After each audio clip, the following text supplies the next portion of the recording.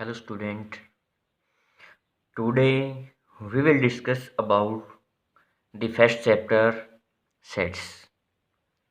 What is sets? Sets क्या है? Set को हम डिफाइन करते हैं. Set is the well defined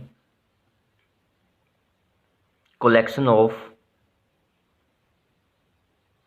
elements.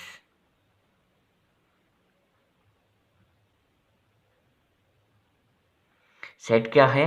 Well defined collection of elements. जो एलिमेंट हैं उनका वेल डिफाइंड कलेक्शन है, हम उसी को क्या कहते हैं? सेट्स. अब वेल डिफाइंड मीन क्या होता है? वेल डिफाइंड क्या है? Collection should not change from person to person.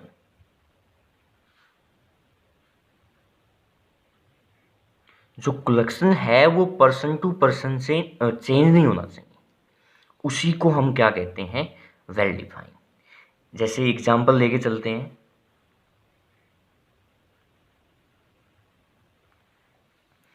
Example में है टॉप 5 प्लेयर्स इन इंडिया.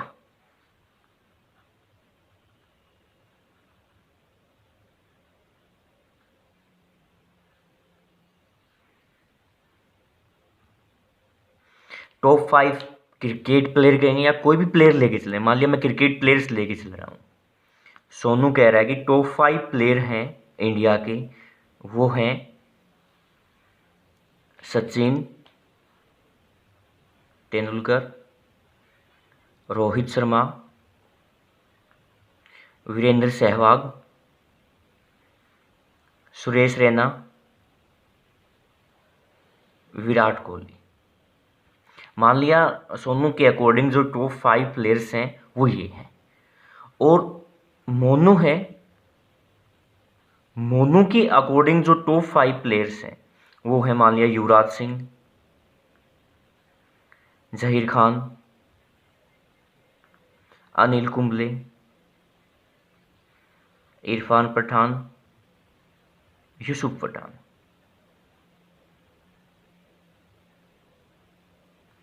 ये 5 प्लेयर हैं मोनू के अकॉर्डिंग. यानी कि सोनू के अकॉर्डिंग 5 प्लेयर अलग हैं और मोनू के अकॉर्डिंग 5 प्लेयर हैं वो क्या हैं? अलग हैं. इसका मतलब इसको हम वेल डिफाइन नहीं कह सकते हैं, ये सेट्स नहीं है. ठीक है, तो इसको हम क्या नहीं कहेंगे? सेट नहीं कहेंगे. तो वेल डिफाइंड कलेक्शन क्या है? मैं एग्जांपल लेके चलता हूँ एक और. ओड नेचुरल नंबर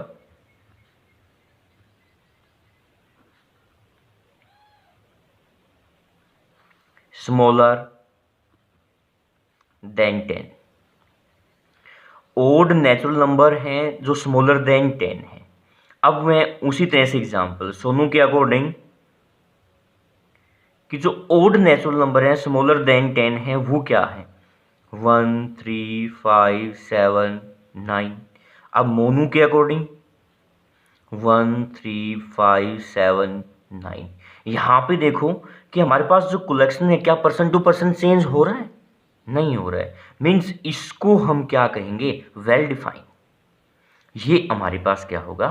सेट होगा. तो ये है सेट्स, जो वेल डिफाइन कलेक्शन है एलिमेंट्स का. और वेल डिफाइन का मतलब भी मैं बता चुका हूँ कि कोई भी कलेक्शन है वो पर्सन टू पर्सन चेंज नहीं होना चाहिए. दोनों के एग्जाम्पल मैं दे चुका हूँ. ठीक है. अब सेट्स को हम रिप्रेजेंट करते हैं. 2 फॉर्म है. सबसे पहली फॉर्म है रोस्टर फॉर्म, या फिर हम उसको टेबुलर फॉर्म भी बोलते हैं.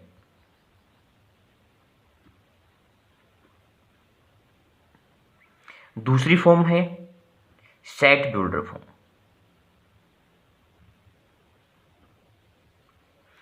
अब जो रोस्टर फॉर्म, टेबुलर फॉर्म है या फिर सेट बिल्डर फॉर्म है वो क्या है? अभी अभी मैंने आपको बताया था कि odd natural number smaller than 10, ये जो सेट्स है वो है सेट बिल्डर फॉर्म के अंदर। और odd natural number less than 10 है, ये है रोस्टर फॉर्म यानी कि टेबुलर फॉर्म के अंदर। अभी अभी एग्जांपल दिया है, ये हमारे पास है सेट बिल्डर फॉर्म के अंदर, और ये हमारे पास किसके अंदर है, रोस्टर या फिर टेबुलर फॉर्म के अंदर है। ऐसे बहुत सारे एग्जाम्पल हैं जो सेट बिल्डर फॉर्म है। मान लिया यहाँ पे मैं इनको फिर से रिप्रेजेंट करता हूँ, जो रोस्टर फॉर्म है या फिर टेबुलर फॉर्म है। कोई भी सेट है, उससे पहले मैं एक बार आपको रिप्रेजेंटेशन के बारे में और बताता हूँ कि कोई भी सेट है हम उसको कैसे रिप्रेजेंट करते हैं। मान लिया हमारे पास ए सेट है,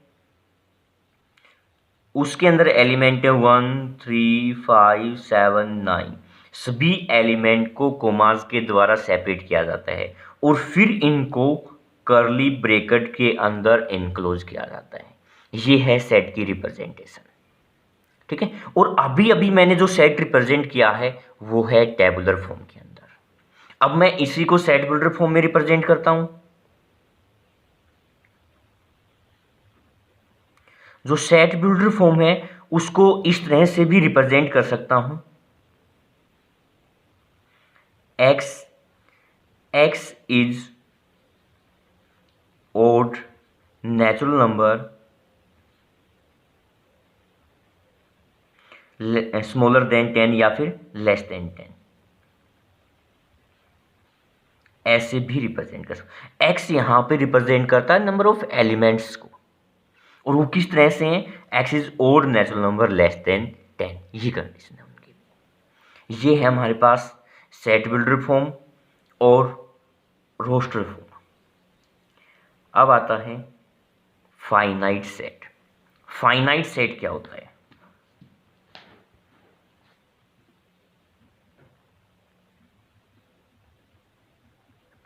फाइनाइट सेट है कि कोई भी सेट है, उस सेट के अंदर जो एलिमेंट है वो फाइनाइट नंबर में होंगे। The elements of a set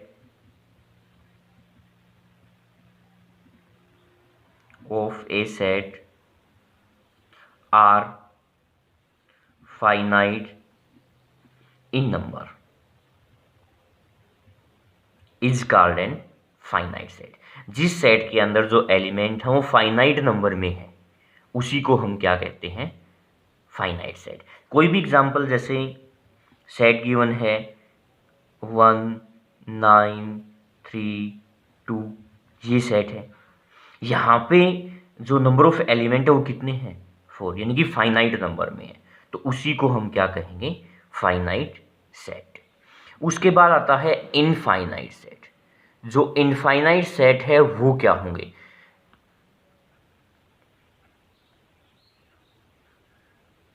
infinite set होते हैं जिसके अंदर जो एलिमेंट्स हैं वो इनफाइनाइट नंबर में होंगे। The elements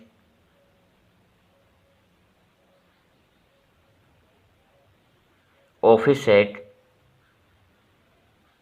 are infinite in number. Infinite number of elements present होंगे किसी भी सेट के अंदर, तो उसको हम क्या कहेंगे, इनफाइनाइट सेट। जैसे कोई भी एग्जांपल लेके चलते हैं, सेट ऑफ रेशनल नंबर है, सेट ऑफ इरेशनल नंबर है, सेट ऑफ नेचुरल नंबर है। नेचुरल नंबर का सेट लेके चलेंगे 1 2 3 4 5 अप टू सोन, यानी कि इनफाइनाइट नंबर तक है। कोई भी होल नंबर का सेट ले लिया 0 1 2 3 4 अप टू सोन, ये भी हमारे पास इनफाइनाइट नंबर में हो गए। तो उन सेट्स को हम क्या कहेंगे, इनफाइनाइट सेट। उसके बाद आता है सिंगलटोन सेट।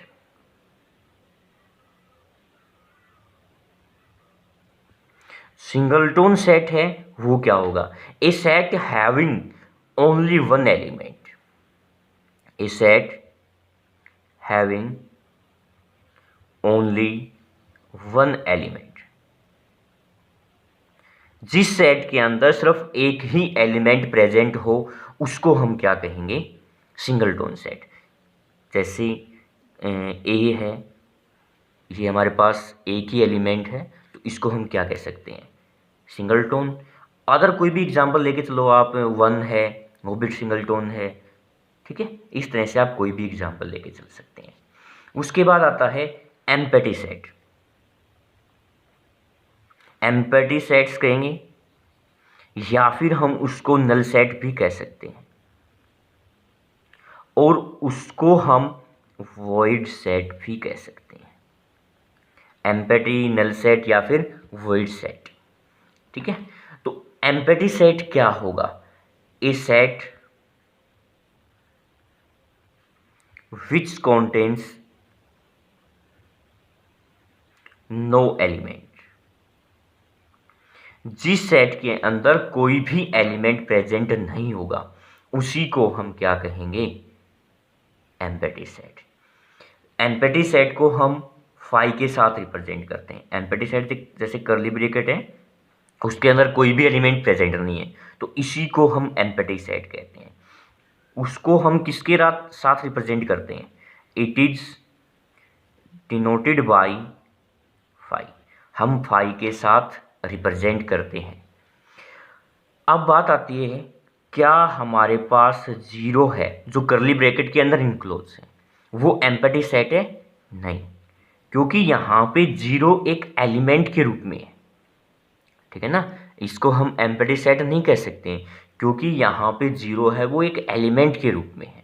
फिर इसी तरह से अगर हमारे पास फाई है, अगर उसको कर्ली ब्रैकेट के अंदर इनक्लोज किया गया है, तो क्या हम इसको कह सकते हैं एम्पैथी सेट? नहीं, क्योंकि यहाँ पे भी हमारे पास जो फाई है वो एज एन एलिमेंट है, तो ये भी हमारे पास एम्पैथी या फिर नल या फिर वॉइड सेट है, नहीं होगा, ठीक है। उसके बाद आता है इक्वल सेट्स।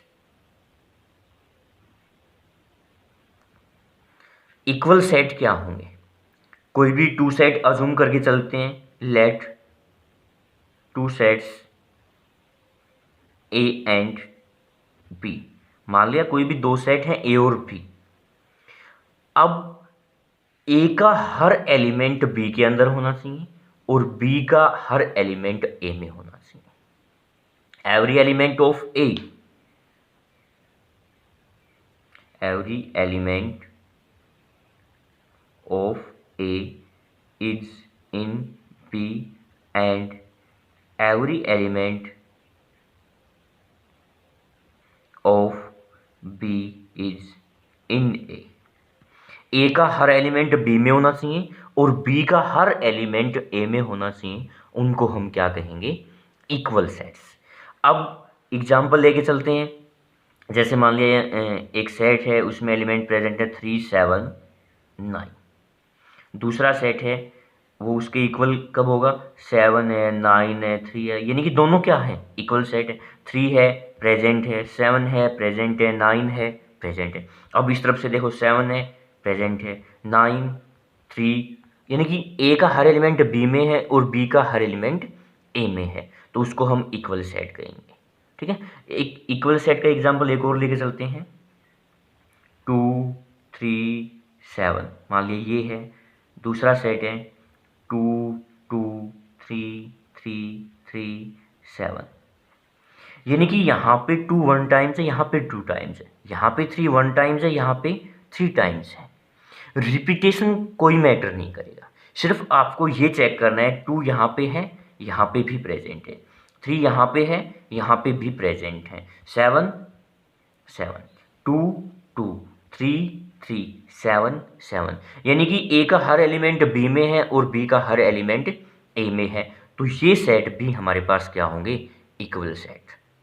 मीन्स कोई भी एलिमेंट कितने भी टाइम्स रिपीट हो वो मैटर नहीं करेगा, यानी कि वो एलिमेंट प्रेजेंट है, बस हमें ये देखना है, तो उनको हम क्या कहेंगे, इक्वल सेट्स। उसके बाद है कार्डिनल नंबर। कार्डिनल नंबर क्या होगा,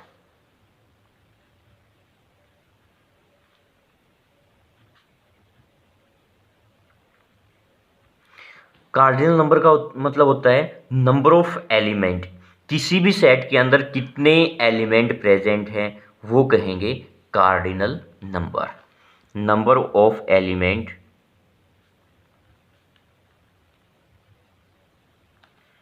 इन ए सेट, उसी को हम क्या कहेंगे, cardinal number.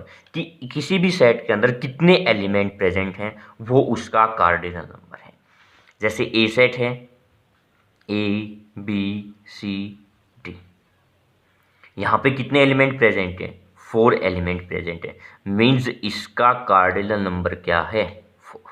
Number of element कितने प्रेजेंट हैं, 4, उसी को हम क्या कहेंगे, कार्डिनल नंबर। उसके बाद आता है equivalent set.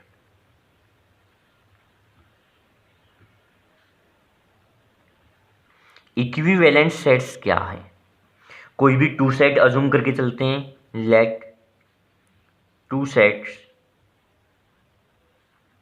A and B, 2 sets हैं ए और B, is defined as number of element A in A is equal to the number of element in B. यानी कि ए में जितने एलिमेंट हैं उतने ही एलिमेंट बी में होने चाहिए। क्या लिखेंगे, let 2 sets A and B is defined as number of element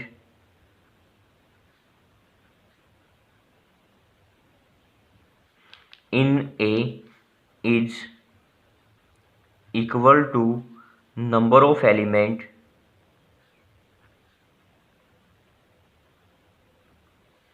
in B। यानी कि A में जितने एलिमेंट प्रेजेंट है उतने ही एलिमेंट किसमें प्रेजेंट होने चाहिए, B सेट के अंदर प्रेजेंट होने। दैट इज ए सेट है, ए बी सी, यानी कि नंबर ऑफ एलिमेंट कितने हैं, 3। बी सेट है 4 5 6, यहाँ पे नंबर ऑफ एलिमेंट कितने प्रेजेंट हैं, 3। यानी कि ए सेट और बी सेट दोनों में नंबर ऑफ एलिमेंट क्या है, इक्वल। अगर दोनों में नंबर ऑफ एलिमेंट इक्वल हैं इसका मतलब वो सेट्स क्या हैं, इक्विवेलेंट सेट्स। ये बेसिक्स है, इंट्रोडक्शन है सेट्स चैप्टर का।